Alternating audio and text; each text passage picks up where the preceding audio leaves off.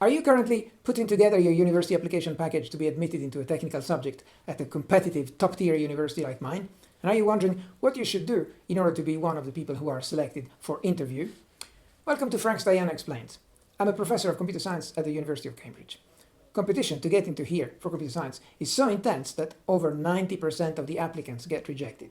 Here are 3 simple rules on how to get an interview. And I speak from my direct experience admitting students into Trinity College, Cambridge for computer science, but this generalizes for admission into any other STEM subject into any other of the top 5 or 10 top universities in the world.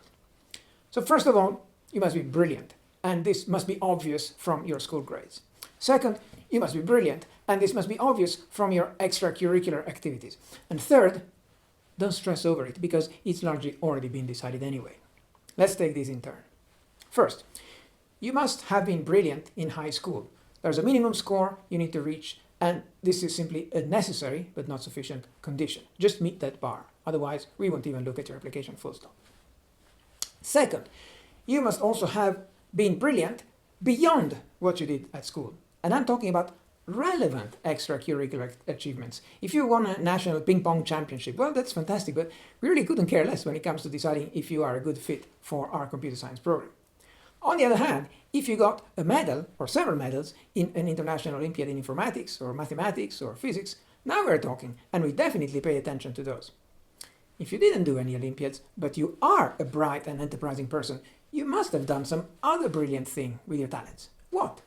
That's up to you and to your creativity. One smart kid, for example, recreated an entire RISC microprocessor inside a video game from first principles, all the way down to building the logic gates.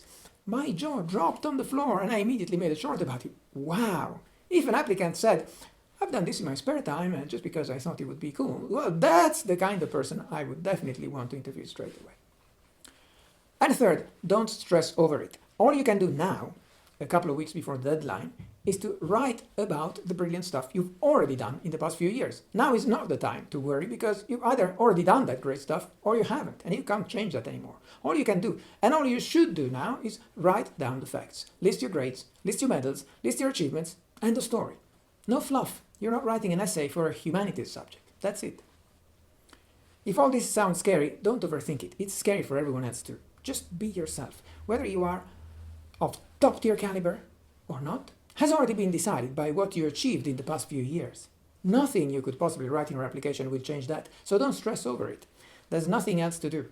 If you are top class, it will be obvious from your achievements, and we will call you for interview. Don't worry. If you're still seriously scared by this process, consider if that's really the happiest choice for you.